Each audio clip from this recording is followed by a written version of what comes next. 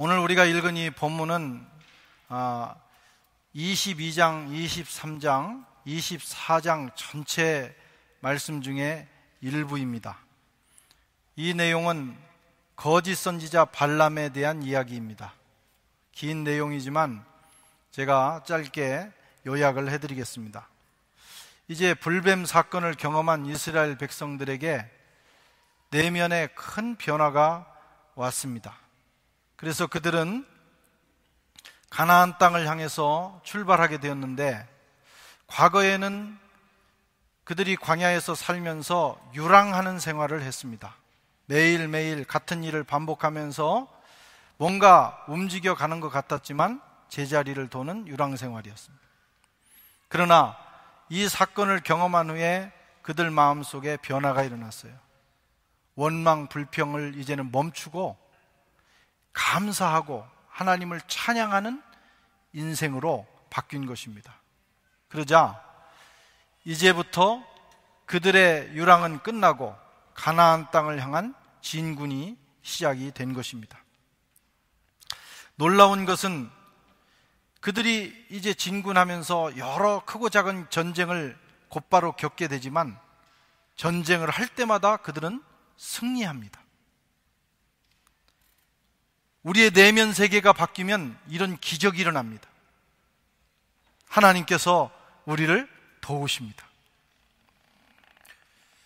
그러다가 그들은 더욱 강력한 세력인 아모리 왕 시혼과 바산 왕 옥을 크게 물리치는 전쟁을 하게 됩니다. 그리고 그들은 여리고 맞은편, 요단 건너 여리고 맞은편에 진을 치게 되는데, 바로 그 지역은 모압 땅이었습니다. 이스라엘 백성들이 거기에 진을 친 사실을 안 모압 왕 발락은 큰 두려움에 사로잡힙니다. 아모리 군대를 물리치고 바산 군대를 물리친 저 이스라엘 백성들과 우리는 싸우게 되면 백전백패한다 하는 두려움이 임한 것입니다. 발락은 꾀를 내었습니다. 군사력으로는 이스라엘 백성들을 이길 수 없다. 어떻게 할 것인가? 저들은 신의 백성이니 우리가 주술을 통해서 저들을 저주하면 될 것이다. 영적으로 맞서자, 이렇게 생각을 한 거예요. 그래서 그는 당대에 소문난, 신령하기로 소문난 주술사인 발람을 초청하여 이스라엘 백성들을, 이스라엘 군대를 저주할 계획을 세웠습니다.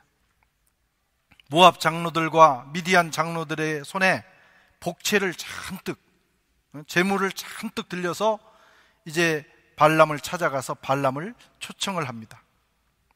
하지만 발람은 신령한 사람이었기 때문에 이 길을 가서는 안 된다는 걸 직감합니다. 그래서 멈칫합니다. 망설입니다. 뿐만 아니라 하나님께서는 그의 길을 막으셨어요. 가지 말라고 분명히 말씀하시고, 또 나중에 가니까 나귀를 통해서 이 짐승의 입을 열어서 가지 못하도록 그의 길을 책망까지 하셨습니다. 그런데 발람이 갔어요. 가서 이제 모압 왕 발락의 말대로 이스라엘 백성들을 저주하려고 합니다. 그러나 하나님께서 그 저주를 막으시고 오히려 그 입에 축복의 말을 넣어주셔서 이스라엘 백성들을 축복하고 미래에 일어날 그 이스라엘 백성들을 통해서 그리스도가 오실 것까지 예언하게 하셨습니다. 그리고 발람은 자기의 길로 돌아갑니다. 이야기는 거기서 끝나요. 그는 자기 집으로 돌아가서 원래대로 살아가는 것처럼 보입니다. 그런데 민수기 31장 8절에 보면 이렇게 기록되어 있어요. 또 부울의 아들 발람을 칼로 죽였더라. 당장 별일 없이 자기가 원하는 재물을 챙겨가지고 돌아가서 편하게 사는 것처럼 보였지만 그 인생의 결국은 죽임을 당한 것이었습니다. 칼에 맞아 죽었습니다. 이때부터 여러분, 이 발람은 교묘한 꾀를 내서 하나님의 나라를 어지럽게 하고 하나님의 백성을 고통스럽게 하는 거짓 선지자의 상징이 되어버렸습니다. 그래서 신약에서 구약에서 신약까지 보면 발람의 꾀를 조심해라, 발람의 꾀가 있다 하면서 이 거짓 선지자의 상징이 된 발람에 대해서 이야기합니다. 오늘 이 말씀을 한번 살펴보면서 우리가 큰 교훈을 얻기를 바랍니다. 먼저 이 발람은 거짓 선지자와 참 선지자의 경계선에서 활동한 사람입니다. 1절에서 4절 말씀을 같이 한번 읽어보겠습니다.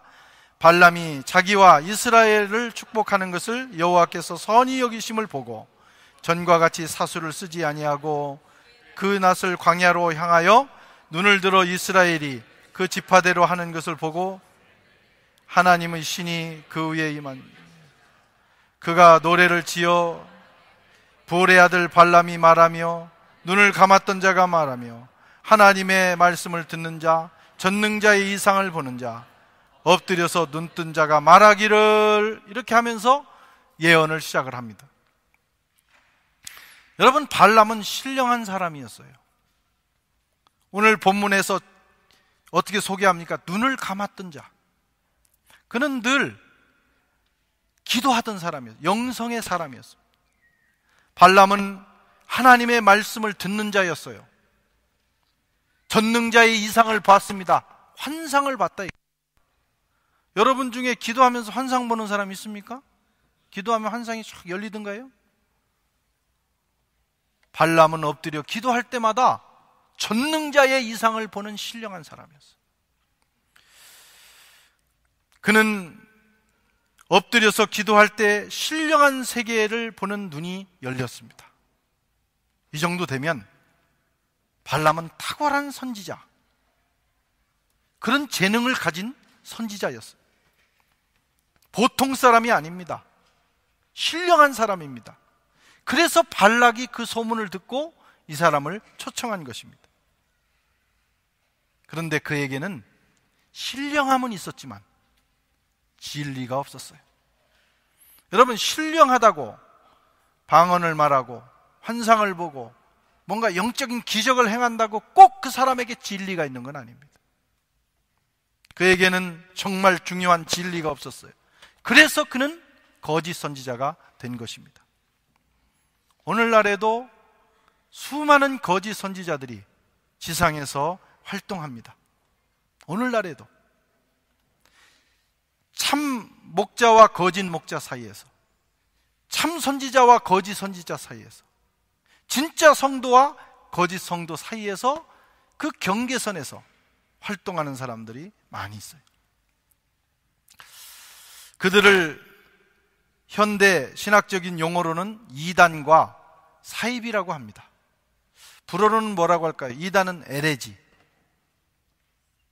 그리고 사이비는 섹트, 이런 정도로 표현할 수 있겠어요. 유사품들입니다. 그래서 잘 분별해야 합니다. 유사품에 속으면 안 되는 거예요. 우리가 물건 하나를 살 때도, 시장에 가서 어떤 물건 하나, 음식 하나를 살 때도 이게 정품인지 가짜인지, 유사품인지를 확인합니다. 이게 매인지, 이게 진짜인지 가짜 제품인지. 그런데 가짜가 꼭 진짜처럼 생겼다 이거예요. 그래서 많은 사람들이 속습니다. 특별히 영적으로, 여러분, 우리의 신앙은 유사품에 속으면 안 돼요.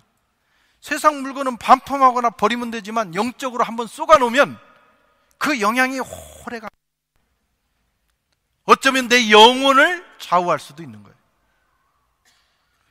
영적 유사품에 주의하시기를 바랍니다. 예. 정품을 선택하는, 영적 정품을 선택하는 지혜가 있어야 돼요. 이단이 뭐냐? 이단은 기독교의 기본 진리를 부정하는 사람들이에요. 가령 사도신경, 우리가 외우는 사도신경은 성경 속에 들어있는 신앙의 엑기스들을 뽑아서 모아놓은 것이 사도신경입니다. 그래서 그것은 우리 그리스도인은 기본적으로 믿어야 되는 거예요. 우리의 신앙 고백입니다. 그런데 이단은 그 고백을 부정하는 거예요. 하나님으로부터 예수 그리스도, 성령, 그리고 저 뒤에 교회까지 우리의 고백이 있는데 그 정통 고백을 부인합니다. 물론 처음에는 그러지 않아요. 처음에는 똑같습니다. 그런데 점점 깊이 들어갈수록 본색을 드러냅니다. 그래서 이단이라는 것은 다를 끝단이에요. 처음에는 다 똑같아 보여요. 그런데 끝에 가서 살짝 바꾸는데 그것이 완전한 부정이 되는 거예요. 그게 이단입니다. 그런데 문제는 이 이단은 쉽게 우리가 파악할 수 있어요. 저건 좀 이단이야, 저건 확실히. 그런데 더 위험한 것은 사이비죠. 사이비는 정통과 이단 사이에 중간에 서 있는 거예요. 이게 조금만 잘하면 정통인데 조금 까딱하면 이단이 되는 거예요. 이건 전문가들이 분별할 수 있는 거예요. 보통 사람들은 분별하기가 어렵습니다. 우리가 일반 예술 작품도 너무 잘 그린 그 위작들은 보통 사람은 구별을 못해요. 전문가들은 알아봅니다. 그래서 상담이 필요한 거예요. 완전히 이단은 아닌데 그렇다고 정통도 아닌 사이비가 있습니다. 하는 짓이 꼭 정통입니다. 똑같습니다. 예배드리고 성가대 가운 입고 구역하고 또 전도하고 성경 공부하고, 그래서 성경 공부도 거의 똑같은 거예요. 거의 흉내를 다 냅니다. 그런데 사입입니다. 그걸 분별할 수 있어야 돼요. 때로는 정통 교회보다 더 뜨겁고 더 열심을 낼 수 있어요. 뜨겁고 열심을 낸다고 정통은 아니에요. 더 사랑이 넘칠 수 있어요. 오히려 의심해 봐야 되는 거예요. 너무 지나치면 의심해 봐야 됩니다. 더 화려하게 꾸밀 수 있습니다. 오히려 그게 문제예요. 진짜는 그렇게 화려하게 꾸미지 않습니다. 산에 가서 화려한 버섯 따먹으면 죽습니다. 독버섯이에요. 정말 좋은 버섯은 투박하게 생겼어요. 지나치게 꾸미는 것도 우리가 의심해 봐야 됩니다. 그래서 속기가 쉽습니다. 더 위험합니다. 그래서 문제는 이 세계에 한번 빠져들면 빠져나오기 어렵다는 거예요. 제 친구 중에 고등학교 3학년 때 한 달 방학 동안 어디 가서 잠깐 그 여호와의 증인인가 어느 이단 종파가 훈련을 받고 왔는데 그걸 극복을 못하는 거예요. 그 잠깐 빠져들어요. 마약과 같습니다. 여러분, 마약이 좋은 겁니까? 나쁜 겁니까? 나쁜 거 알죠? 그런데 나쁜 걸 알지만 자의에 의해서든 타의에 의해서든 한 번, 두 번 맛을 본 다음에는 중독이 돼버리기 때문에 나쁜 줄 알면서도 어느 때가 되면 또 끌려 들어가는 거예요. 이게 나쁜 마약의 특성입니다. 이단, 특별히 사이비도 그렇습니다. 그래서 처음부터 관계를 안 하는 게 좋아요. 처음부터. 또 혹시 관계를 했더라도 늦기 전에 빨리 빠져나와야 돼요. 어영부영 시간 보내다 보면 이제는 빠져나올 수도 없고, 빠져나왔어도 회복하는데 오래 걸립니다. 그런 경험을 혹시 하신 분들이 있다면 회복 프로그램에 들어와야 돼요. 독을 먹으면 여러분, 독을 제거하는 시간이 필요합니다. 영적으로도 마찬가지라 이거예요. 이단과 사이비는 사실 조금만 냉정하게 들여다보면 보통 성도들은 파악할 수 있어요. 이상하다, 느낌이 이상하다, 하는 짓이 이상하다. 그러면 그냥 빠져 들어가지 말고 한번 경험해보고 그러지 말고 목회자에게 상담을 하셔야 돼요. 이 파리에도 그런 이단들이 많이 들어와 있고 사이비들이 활동하고 또 개인적으로 접촉을 합니다. 그래서 누가 성경 공부하자, 교회 목사님 모르게 이러면 의심해야 됩니다. 교회에 그 많은 성경 공부가 있는데 왜 개인적으로 할 이유가 없는 거예요? 의심해야 돼요. 요즘은 전화번호를 따는 탁월한 수법을 쓴다고 그래요. 그래서 우리 교회 근처에 와가지고 제가 한번 어느 분한테 들어보니까 내가 전화를 잃어버렸는데 전화를 꼭 해야 되겠다. 그래서 요청을 해서 전화번호를 이렇게 누르도록 하면 한두 번 한 다음에 나중에 간 다음에 전화가 온다는 거예요. 전화가 와서 접촉을 하는 거예요. 하여튼 대단한 노력을 하고 있어요. 그들은 처음에는 진리로 인도하는 것처럼 하지만 마지막에는 여러분들의 영적 생활을 망가뜨리는 비진리로 인도합니다. 분별할 수 있어야 돼요. 뿐만 아니라 이 이단과 사이비의 특징은 조직 관리가 탁월하다는 거예요. 한번 그 조직에 들어가면 빠져나오기 어려울 정도로 다단계식 조직 관리를 합니다. 서로 감시 체계를 돌리고 빠져나갈 수 없도록 그물망처럼. 물론 교회에서도 성도님들이 오시면 새가족 훈련도 하고 또 구역을 통해서 친밀한 관계도 맺게 하고 또 교회를 나오지 못하는 사정이 있을 때는 목회자가 신방도 하고 하면서 잘 정착해서 양육 훈련을 할 수 있도록 합니다. 그런데 그것이 지나치면 의심해 봐야 돼요. 어떤 것이 지나친 거냐? 하나님이 모든 사람에게 주신 양심의 자유를 억압하는 단계, 그걸 넘어서는 단계는 지나친 겁니다. 가령 여기 계신 우리 이승민 집사님이 어느 날 마음을 이렇게 바꿨어요. 선한교회 오래 다녔으니까 이제 목사님 설교도 이제 너무 들을 만큼 들었고 그래서 이제 어디인가로 다른 데로 가봐야 되겠다, 이런 마음이 들었어요. 그런데 제가 만나서 이렇게 얘기를 해서 남으면 다행인데 집사님 꼭 그렇다는 얘기 아니에요? 네. 그런데 본인이 여러 가지를 고려했을 때 확실히 자기가 자기 자유의지를 가지고 양심을 가지고 결정을 했다 이거예요. 그러면 놔줘야 됩니다.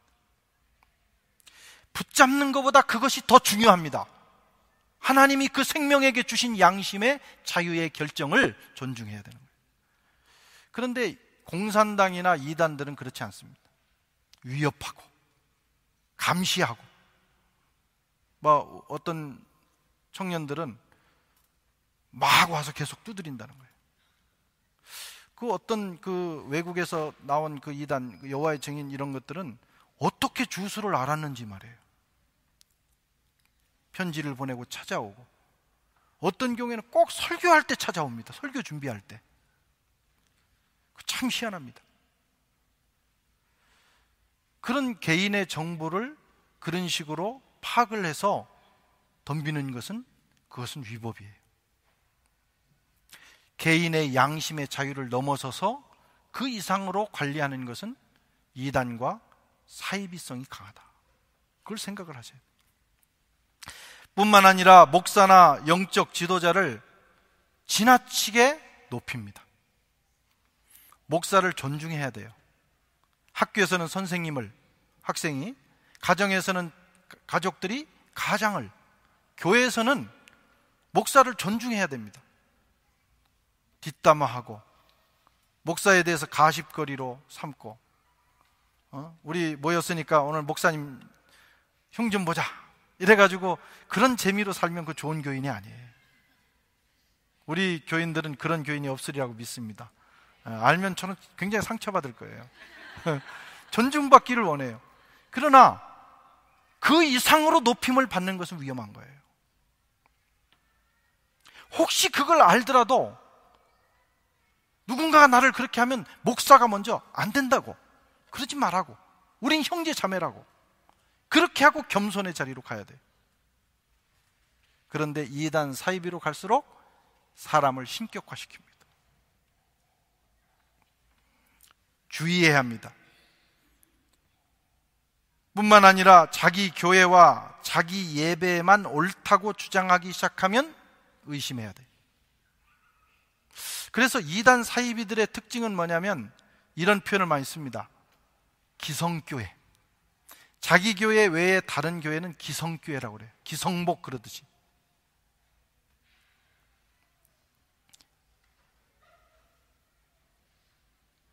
기성교회는 없습니다. 세상에 그리스도의 교회는 하나일 뿐이에요. 각자 모양이 달라. 뽕레프하고 선한교회하고 장로교회하고 스타일이 다르고 모든 게 달라요.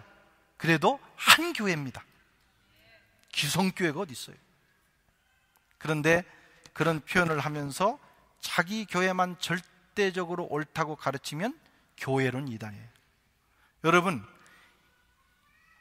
기독교 2000년 역사 동안 수많은 이단들이 나왔는데 처음에는 삼위일체론 이단, 기독론 이단 쭉 나오다가 20세기는 성령론이 발전하면서 성령론 이단이 나왔어요. 성령론에 헷갈려가지고 21세기는 뭐냐? 조직신학적으로 다 맞아요. 들어보면 틀린 게 없어. 그런데 교회론이 틀린 경우가 있어요. 지금 말씀드린 게 이런 겁니다. 21세기의 가장 무서운 이단은 교회론 이단이에요. 교회는 유니버설한 겁니다. 교회는 다 그리스도 안에서 한 교회예요. 차이는 색깔은 다를지 모르지만 옳고 그름이 없어요. 그리스도의 정통 교회는 다 그리스도의 교회입니다. 아멘. 그런데 왜 이단과 사이비의 사람들이 빠지는가? 왜 빠지는가? 감성적이기 때문입니다. 되게 충동적이기 때문입니다. 충동적이고 감성적인 사람, 또 교회로부터 상처를 받은 사람들이 여기에 빠집니다. 어떤 경우는 병적으로 빠져들고 무비판적으로 빠져듭니다. 우리나라는 기독교 역사가 100년밖에 안 됐지만 우리나라는 이단과 사이비의 천국입니다. 아마 전 세계 이단 사이비의 3분의 2는 지금 한국에서 나왔을 거예요. 성경 읽고 조금 은혜 받고 신령한 체험을 하면 계룡산에 올라가서 한 달 있다가 이런 거 하나 뒤집어 쓰고 나와서 종파를 하나 차리는 거예요. 다 내 밑으로 모여라. 에이, 그래가지고 또 거기로 모여듭니다. 왜 한국 사람들이 그런 것도 잘 만들어내고 또 거기에 빠질까? 한국 사람들은 영적인 사람들 뿐만 아니라 한국 사람들은 충동적이고 감성적이기 때문에 그런 거에 또 쉽게 넘어갑니다. 그래서 공부해야 돼요. 주일학교 때부터 열심히 하나님 말씀을 가르쳐야 되고, 성인들은 그냥 성경 읽고 큐티하는 거 말고요, 교리를 공부하셔야 돼요. 그래서 교리 공부를 정확하게 해놔야 이단과 사이비와 정통을 분별할 수 있습니다.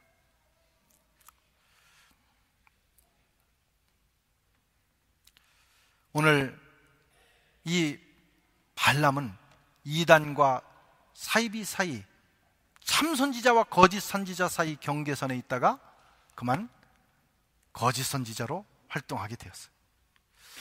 왜 그렇게 됐을까? 이 사람이 좋은 선지자가 될 수 있는 자질이 있었는데 왜 그렇게 됐을까?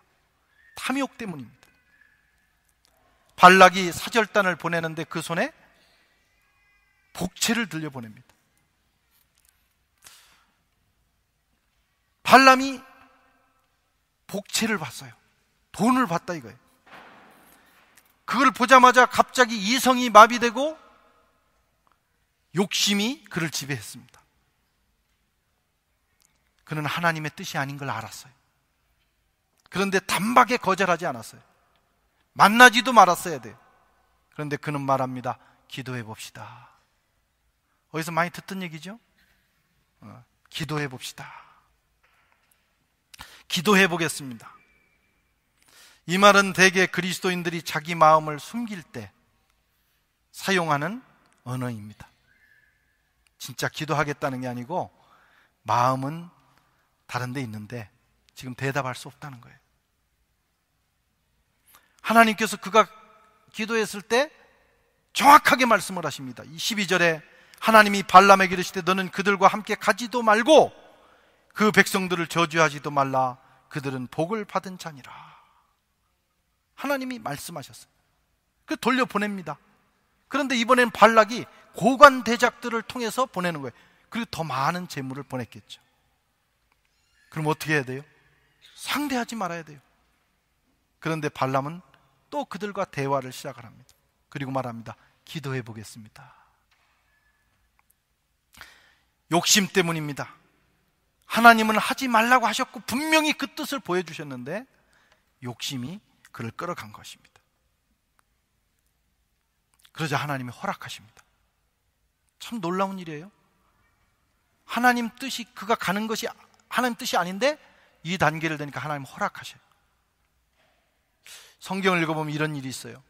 사람의 마음이 가증한 단계로 들어가면, 하나님이 몇 번 막으시는데도 계속 그렇게 하면 하나님께서 그를 상실한 대로, 그 마음 상실한 대로 버려두십니다. 그냥 해라. 죄를 짓는 자는 계속 지어라. 하나님 앞에 도전한 계속 해라. 이제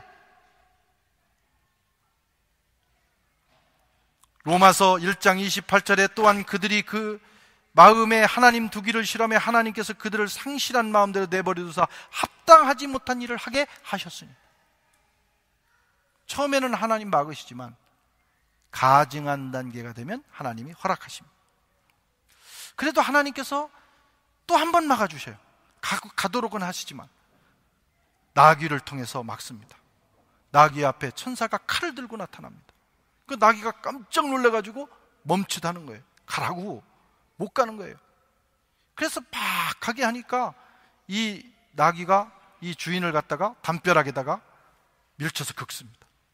화가 난 주인이 나귀를 두들겨 팹니다. 그때 나귀의 입이 열려버렸어요. 왜 자꾸 나 그러느냐고. 내가 언제 당신한테 이런 적 있느냐고. 나귀는 천사를 봤습니다. 짐승이 천사를 본 거예요. 얼마나 심각한 상황이면 짐승이 말을 합니다. 그런데 그동안 눈만 감으면 신령한 세계가 열렸던 이 발람은 나귀가 보는 천사를 못 보는 거예요. 영적으로 어두워진 거예요. 신령한 이 선지자가 짐승보다 못한 영적인 상태로 떨어진 거예요. 탐욕 때문입니다. 여러분, 마음에 욕심이 들어가면 아무리 신령한 사람도 이렇게 바닥으로 떨어지더라고요. 결국은 하나님이 그의 눈을 여셔서 그 상황을 보게 하십니다. 발람은 두려웠어요. 야, 이러다가는 정말 내가 저주받겠구나.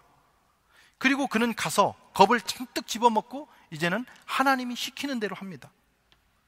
그런데 마음은 안 바뀌었어요. 그 재물에 대한 욕심은 버리지 못한 것입니다. 여러분, 이 탐욕은 참 싸워서 이기기가 어려운 것이 마음의 탐욕이에요. 그러면 안 되는 줄 알면서도 우리는 탐욕에 끌려갑니다. 그가 결국 어떤 짓을 했어요? 결국은 그 발락의 뜻대로 이스라엘 백성들을 저주하지 못합니다. 그러나 그는 많은 복채를 받아가지고 돌아갔어요. 그래서 편안하게 자기 삶을 삽니다. 어떻게 그런 일이 일어났어요? 그는 공식적으로 하나님의 백성들을 저주하지 못하지만 꾀를 내서 이스라엘 백성들이 망하는 길을 가르쳐 준 거예요. 그게 뭐냐면 다음번에 제가 말씀드릴 시딤에서 일어난 우상숭배입니다. 그는 발락이라는 왕에게 미인계를 쓰시오. 그래서 그 땅에 있는 아름다운 여인들을 광야에 쫙 풀었더니 이스라엘 남자들이 눈이 돌아가가지고 그 여자를 따라가는 거예요. 그래서 거기서 나쁜 짓을 하고 그리고 따라가서 우상숭배를 하다가 하루아침에 23,000명이 죽습니다. 그게 발람의 꾀예요. 여러분, 성경은 탐욕을 경계하고 있습니다. 에베소서 5장 3절에 음행과 온갖 더러운 것과 탐욕은 너희 중에서 그 이름이라도 부르지 말라. 이는 성도의 마땅한 반이라. 오늘날도 주님께 헌신하고 평생을 신령하게 쓰임받던 주님의 사람들이 나이가 들어서 큰 실수를 하고 하나님 앞에 버림받는 것을 보게 됩니다. 탐욕 때문에. 그 탐욕을 극복 못해가지고 마지막 때에, 마지막 자기 임기를 마칠 때 문제를 일으키는 거예요. 자신의 마음을 관리해야 합니다. 신령하게 쓰임받던 사람들 중에 이단과 사이비로 빠져들어갑니다. 여러분, 신령하지 않은 사람은 이단 사이비가 안 돼요. 따르는 사람이 없기 때문에. 그런데 신령한 사람들, 그래서 옛날에 우리나라 그 이단들도 보면 막 기도한 병자가 났고, 그 박태선 같은 사람은 한번 집회를 하면, 한강 백사장에 집회를 하면 집회 끝난 다음에 이 목발 이런 것들이 수북하게 쌓였다는 거예요. 안진뱅이가 일어나고 병든 자들이 다 나음을 얻는 거예요. 놀랍게 하나님 앞에 쓰임받은 거예요. 그런데 어느 날 물질을 탐하고 성을 탐하고 명예를 탐하고 심지어는 하나님의 영광까지 탐합니다. 뭐까짓 내가 하나님이 돼버리지 뭐. 그렇게까지 간 거예요. 은근슬쩍 하나님의 자리에 자신들을 세웁니다. 그리고 말하기를 내 말이 하나님 말이다 그러는 거예요. 내 말을 따라라. 그러면서 이단이 된 거예요. 하나님을 내세우지만 사실은 하나님을 이용합니다. 지도자만 그렇습니까? 성도들도 똑같아요. 탐욕을 버리지 않으면 여러분들도 하나님을 이용합니다. 하나님을 통해서 하나님을 내 탐욕을 충족시키는 도구로 전락시킵니다. 내 문제만 해결하고 내 뜻을 이루고 내 목적을 이루기 위해서 하나님을 이용합니다. 하나님은 그저 내가 기도하면 응답해주고 내 문제나 해결해주고 그러다가 어느 날 귀찮으면 걷어차는 그런 존재가 아닙니다. 그런데 많은 그리스도인들이 그래요. 응답해 주시고 역사해 주시면 하나님 감사하다고 찬양하다가도 어느 날 수가 틀리면 하나님을 저버립니다. 그게 샤머니즘입니다. 하나님을 나만을 위하여, 하나님의 뜻이 아니라 나만을 위하여 이용하는 거, 자기의 탐욕을 이루기 위해서 이용하는 거, 그게 우상숭배요 샤머니즘이에요. 우리는 종종 그런 죄를 많이 범합니다. 모양은 기독교입니다. 그러나 우리 속에 발람이 있어요. 그래서 크리스찬들이 자기를 비우고 자기의 탐욕을 버리는 훈련을 하지 않으면 아주 탐욕스러운 인간이 됩니다. 그래서 안 믿는 사람들이 예수 믿는 사람을 보면 매력적이고 나도 저 사람처럼 좀 멋지게 살았으면 좋겠다. 그런데 막 욕심보가 막 크리스찬들일수록 말이죠, 기도 많이 하는 사람들이 욕심보가 막 여기까지 터져 나오는 거예요. 매력이 없어요. 그래서 세상이 비난하는 거예요.